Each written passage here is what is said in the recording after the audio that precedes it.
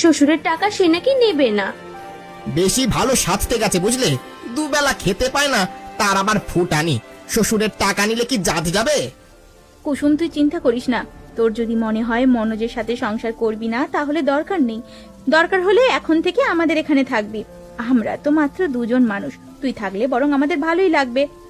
মন খারাপ করে আর কি করবে? তুমি এখানে বরং খেতে বসো। মনোজ যদি ভালো একটা ব্যবসা শুরু করে তাহলে ওর সাথে সংসার করার চিন্তা করবে, নইলে ওই বাড়িতে তোমার যাওয়ার দরকার নেই। তোর দাদা ঠিকই বলেছে, এবার দাদার পাশে বসে খেয়ে নে তো। রবিন, ভালোই হলো, দুজনে বসে একসাথে চা খেতে পারবো। আমার ঠিক একা একা চা খেতে ভালো লাগছিল না। তা তোমার ব্যবসা কেমন যাচ্ছে? খুব ভালো কাকা, ভাবছি ছোট পুকুর পাড়ে আরো কিছু সবজি চারা লাগিয়ে দেব। এই যেমন বেগুন, আলু, শিম, এই সব আর কি। হ্যাঁ, খুব ভালো বুদ্ধি। বুদ্ধি থাকলে কম জায়গার মধ্যে অনেক কিছু করা যায়। তবে আমার বুদ্ধিতে এসব হচ্ছে না, সব আমার বউয়ের বুদ্ধি। প্রথম যখন শুরু করা হয়েছিল তখন আমি ওর উপর রাগ করেছিলাম। এখন বুঝতে পারছি ও ঠিক ছিল। সত্যি রে, এমন বউ পাওয়া কপালের ব্যাপার। এমন অনেক পরিবার আছে যাদের বউয়ের কারণে ধ্বংস হয়ে যাচ্ছে। রবিন, আমি তোকে একটা কথা বলি, মোড়ের মাথায় একটা ছোটখাটো দোকান দে। সেখানে মাছ, সবজি সব থাকবে। দেখবি গ্রামের লোকজন কাঁচা সবজি আর তাজা মাছ তোর কাছে কিনতে আসবে, কেউ আর বাজারে যাবে না। কাকা, তুমি বুদ্ধিটা খুব ভালো দিয়েছো, কিন্তু এই মুহূর্তে দোকান দেওয়ার মতো টাকা আমার কাছে নেই। তুই চাইলে আমি টাকা দিতে পারি, আস্তে আস্তে আমার টাকা পরিশোধ করে দিবি। তাহলে তো খুবই ভালো হয়। তোমার মতো মহান মানুষ আছে বলে আমাদের মতো গরিবেরা এখনো বেঁচে আছে। উপরওয়ালা আমায় ভালোই দিয়েছে। আমি যদি কাউকে সাহায্য করি তাহলে উপরওয়ালা খুশি হবে। তাছাড়া আমি তো এমনি এমনি দিচ্ছি না। তাহলে মোড়ের মাথায় দোকান দিতে বলছো? ঠিক আছে, তাই হবে। কিন্তু কাকা, মোড়ের মাথায় যে আমার দাদার মুদিখানার দোকান, দাদা বিষয়টা ভালোভাবে নেবে বলে মনে হচ্ছে না। দাদার কথা চিন্তা না করে নিজের কথা ভাব। তোর দাদা কি তোর কথা চিন্তা করে? তুমি ঠিক কথাই বলেছো কাকা, এখন থেকে নিজের কথা ভাববো। নিজে না থাকলে কেউ ফিরেও তাকাবে না। হ্যাঁ, এই তো একদম ঠিক বুঝেছিস।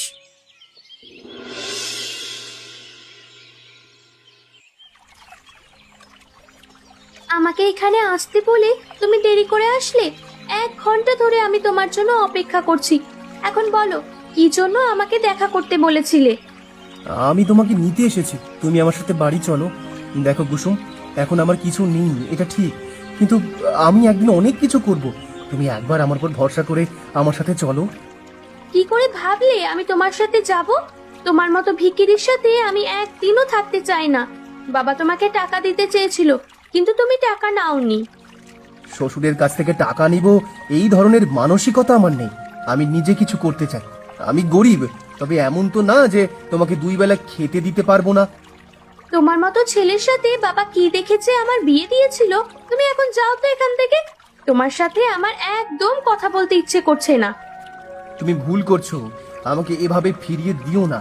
আমি একবার মুখ ফিরিয়ে নিলে আর তোমার কাছে ফিরবো না। তুমি আমাকে শাসালে। শোনো, তোমাকে আমার কাছে আর আসতে হবে না। তোমার মুখ আমি দেখতে চাই না, বুঝেছো? অনেক অহংকার তোমার, এত অহংকার থাকা ভালো না। আমার জায়গায় অন্য কেউ হলে তোমার অবস্থা খারাপ করে দিত। এসব বলার জন্য আমাকে এখানে আসতে বলেছো? তোমার সাথে দেখা করতে আসাটাই আমার ঠিক হয়নি। তুমি এখন আমার চোখের সামনে থেকে যাও, আর ভুলেও আমার সাথে কখনো দেখা করার কল্পনা করো না। ঠিক আছে, আমি চলে যাচ্ছি, তবে যাওয়ার আগে একটা কথা বলে যাচ্ছি, তোমার কপালে দুঃখ আছে। ফালতু কথা বলো না তো। আমার কপালে দুঃখ আসতে যাবে কেন? তোমার সাথে ফাও কথা বলে কোনো লাভ নেই। আমি গেলাম।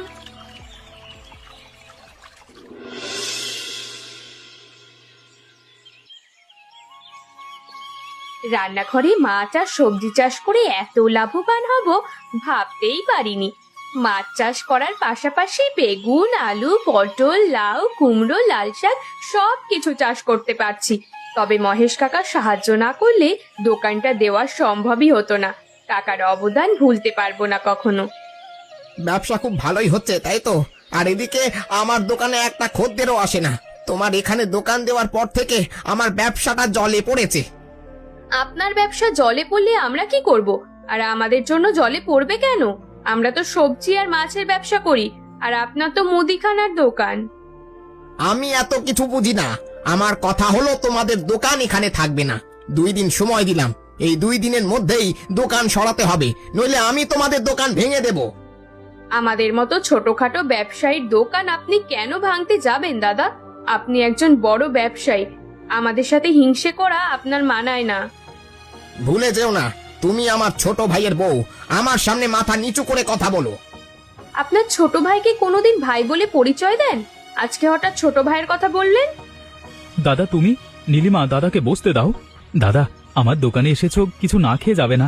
রমেশ চাচার দোকান থেকে তোমার জন্য চা আর বিস্কুট নিয়ে আসছি। আমি এখানে বসতে আসিনি রবিন, আমি চাই না তোদের দোকান এখানে থাক। 2 দিন সময় দিলাম, এর মধ্যে দোকানটা এখান থেকে সরিয়ে ফেলবি, আর তোর বউকে আমার সামনে গলা নিচু করে কথা বলতে বলবি।